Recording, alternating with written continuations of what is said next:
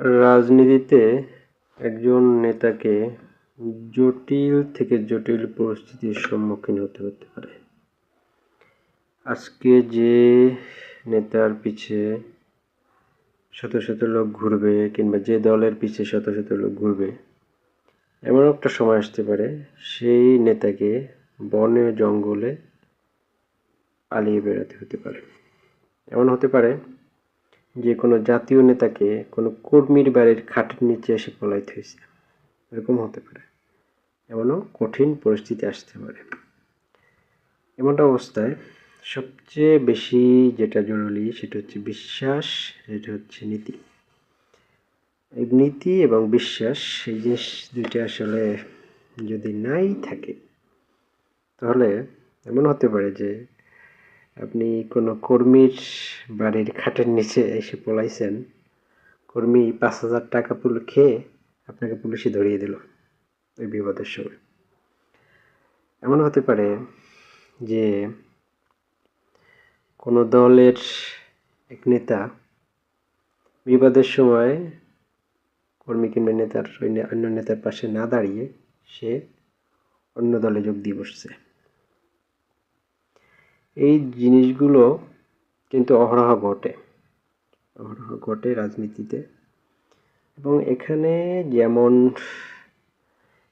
লোভ কিংবা ক্ষমতার কাছাকাছি থাকার চেষ্টা, কিংবা যদি বলি যে লোভ, লালসা, এই জিনিসগুলো যেমন কাজ করে, তেমনি সাধারণ যে আদর্শচ্যুত হওয়া, নীতি হারিয়ে ফেলা, বিশ্বাস হারিয়ে ফেলা, এই জিনিসগুলো কারণেও কিন্তু হয়। একটা মানুষের ক্ষমতাশীল দলের পিছে যাওয়ার জন্য দল পাল্টাতে পারে। সে নেতা হবে, বড় নেতা হবে, কিংবা সে এমপি হবে, মন্ত্রী হওয়ার সুযোগ আছে সামনে, এই জন্য সে দল পাল্টিয়ে ফেলতে পারে। এটা অনেকেই করেন। এটার চেয়ে অন্য একটা হচ্ছে নীতি হারিয়ে ফেলা কিংবা বিশ্বাস হারিয়ে ফেলার কারণে দল পাল্টিয়ে যায় মানুষের অনেকের। এটা হয় হচ্ছে সে আসলে নেতার প্রতি কিংবা তার কর্মীর প্রতি বিশ্বাস রাখতে পারছে না। নেতার প্রতি কিংবা কর্মীর প্রতি কিংবা সহযোদ্ধার প্রতি আসলে বিশ্বাসটা হারিয়ে ফেলছে। সে আসলে বিশ্বাস করতে পারছে না যে আসলে বিপদের মুহূর্তে তার নেতা তার পাশে দাঁড়াবে, তার দল তার পাশে দাঁড়াবে।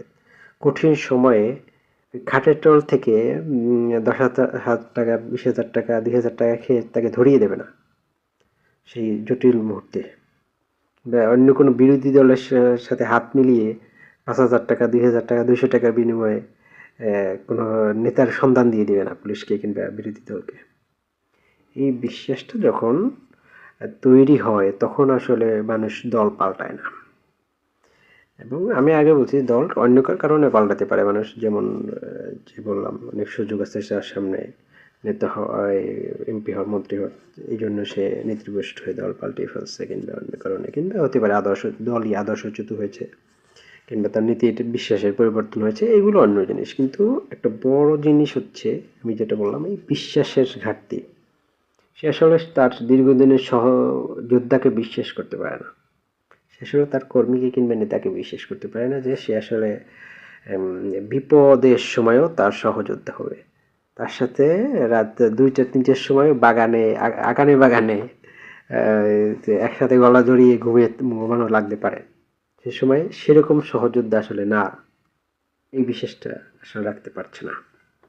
এই কারণে অনেকে কিন্তু দল পাল্টিয়ে ফেলে। আর রাজনীতিতে এই জিনিসটা খুব বেশি প্রয়োজন। নীতি, এমনকি অনেকে বলেন যে নীতির চেয়ে ইমান থাকা আরও বেশি গুরুত্বপূর্ণ। নীতি লাগে সমাজ, দেশের কিংবা এই জিনিসগুলোর জন্য, কিন্তু ইমান হারিয়ে ফেললে আসলে একসাথে চুরিও করা যায় না। এই কথাটা অনেক বলেন, কিন্তু ইমান যদি হারিয়ে যায় তাহলে আসলে সহযোদ্ধা কে আর শত্রুকে এটা আসলে ঠিক করা যায় না। রাজনীতিতে এরকম পরিস্থিতি অনেক সময় হয় যে আসলে নেতা কিংবা কোনো বড় নেতা কিংবা ছোট নেতা হোক কিংবা কর্মী আসলে বিশ্বাস রাখতে পারে না নিজের কর্মী কিংবা নিজের সহযোদ্ধার প্রতি। এই সময় আসলে এই ঘটনাগুলো ঘটায়। সে অন্য দলে যোগ দিয়ে দেয়। সে দেখা গেল যে এমন অবস্থা আছে, এমন আমাদের দেশে যেটা দেখতে পারি যে রাজনৈতিক দলগুলোর ভিতরে, আমি কোনো নির্দিষ্ট রাজনৈতিক দলের কথা বলছি না, রাজনৈতিক দলগুলোর ভিতরে নিজেদের ভিতরে যে শত্রুতা ভাবাপন্ন চর্চা হয়, মানে নিজেদের দলের ভিতরে একজন, যেমন আওয়ামী লীগের আমলে দেখছেন যে প্রতিটা উপজেলা জেলা উপজেলা একজন বিরোধী দলের সাথে যে সংঘাত, যেমন আওয়ামী লীগ ক্ষমতায় থাকতে এই রিসেন্ট আমি বলছি না, রিসেন্ট যে জুলাই বিপ্লব হয়ে গেল এর আগে বিএনপি জামাতের সাথে আওয়ামী লীগের যে সংঘাত হয়েছে তার সাথে নিজেদের ভিতরে কিন্তু সংঘাত বেশি হয়েছে। নিজ দলের নেতাকে আর এক দল কি দলের অন্য নেতা মেরে ফেলতেছে, গুলি করে সরিয়ে ফেলতেছে, এরকম কিন্তু হচ্ছে। কিন্তু এটা প্রতিটা দলই হচ্ছে এখন। যারা আওয়ামী লীগের বর্তমানে যারা আছে তাদের ভিতরে এরকম হচ্ছে, নিজেদের ভিতরে কোন্দল কিংবা অভ্যন্তরীণ শত্রুতা, এটা কিন্তু এই ইমান কিংবা বিশ্বাসের ঘাটতি তৈরি করে। এটার জন্য দল যেরকম ক্ষতিগ্রস্ত হয়, দেশ তো ক্ষতিগ্রস্ত হয়। এগুলো তো নষ্ট চর্চা, দেশ তো অনেক আগেই ক্ষতিগ্রস্ত হয়, কিন্তু সবচেয়ে বেশি দল ক্ষতিগ্রস্ত হয়, এমনকি নেতা হারিয়ে ফেলে। তারা সময়ের সাথে সাথে কিন্তু তারাও দল পাল্টিয়ে ফেলে অনেকেই। এই নীতির এই বিশ্বাসটা রাখতে পারে না তারা, কঠিন মুহূর্তে তো তারা রাখতে পারে না আসলে সে তার সহযোদ্ধা আসলে কতটা তার জন্য সেফ।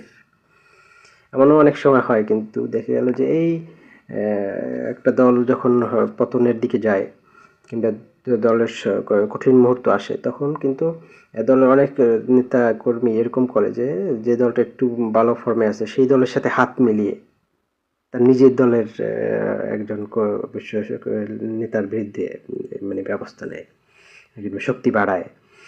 এরকম কিন্তু অহরহ হয়েছে। এবং দেখা গেল যে অন্য কোনো নেতা নিজে দলেরই অন্য মানে নেতাকে ঘায়েল করার জন্য, তাকে খতম করার জন্য কোনো ক্ষমতাশীল দলের সাথে যোগ দিয়ে দিল এবং সে তাকে দেখা গেল যে শেষ করে দিল।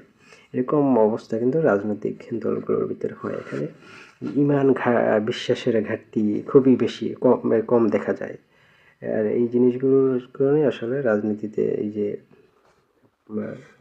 মানে আসলে আসলে বিশ্বাস রাখতে পারে না সহযোদ্ধারা, একজন সহযোদ্ধারা একজন সহযোদ্ধার উপর বিশ্বাস রাখতে পারে না। এই জন্য আসলে দেখা গেল দল বদল করে অনেকেই। আর এসব চর্চার ক্ষেত্রে আসলে দেখা যায় যে নীতি, আদর্শ, চেতনা এগুলো আসলে শুধুই মুখের বুলি হয়ে থাকে।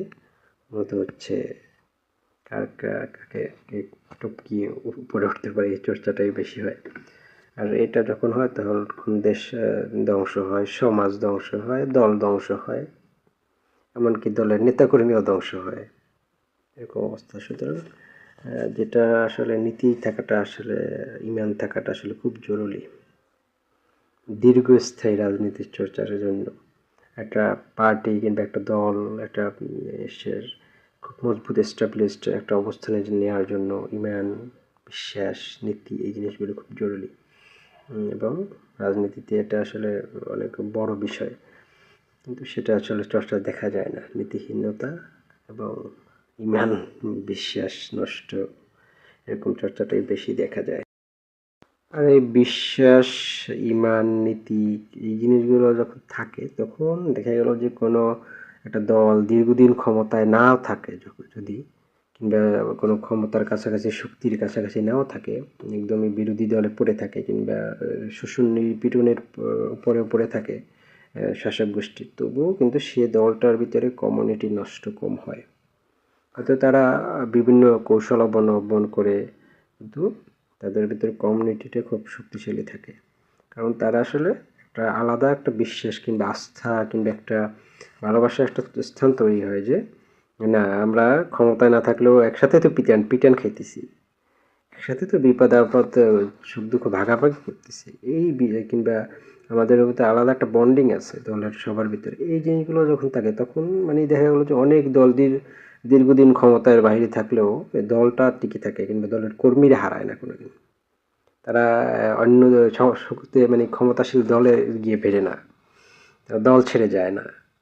সুতরাং এই নীতির চর্চাটা আসলে বাংলাদেশে আমি তো দেখি প্রায় কোনো দলের ভিতরেই নেই বলা যায় যদি বলি, কিংবা খুবই কম কিংবা সব দলের ভিতরে এই চর্চাগুলো আছে আসলে, ইমানহীন নীতিহীন চর্চা নিজেদের অভ্যন্তরে, নিজেদের ভিতরে, সব দলের ভিতরেই। এটা মানে কোনো নির্দিষ্ট আমি কাউকে বলছি না। এই জিনিসগুলোর কারণে আসলে ক্ষতিগ্রস্ত হয়, আসলে দল ক্ষতিগ্রস্ত হয়। যেমন আমি বলি যে এটা আওয়ামী লীগের পক্ষে আবার ছাপাই গেছি না, আপনি মনে নিয়ে এরকম নিয়েন না। আওয়ামী লীগও কিন্তু একই ভুল করছে। আওয়ামী লীগ যারা বলে, যেটা আওয়ামী লীগ করেন কিংবা যাই করেন একই ভুল করছে, কিংবা আওয়ামী লীগ পতনের পর এখন যারা আসছে তারাও কিন্তু সে একই ভুল করতেছে।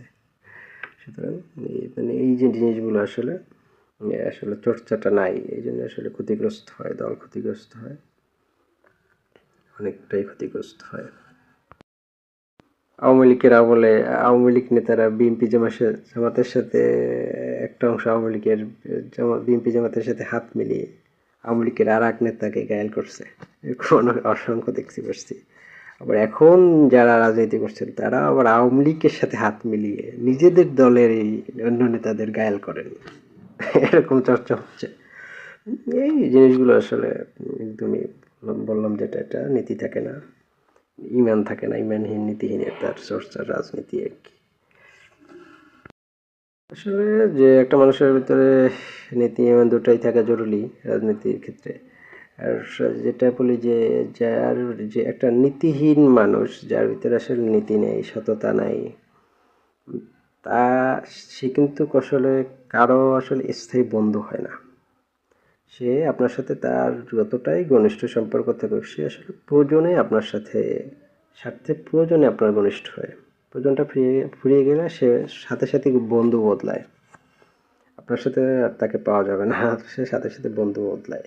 সুতরাং এই জিনিসটা কিন্তু দেখা যায়।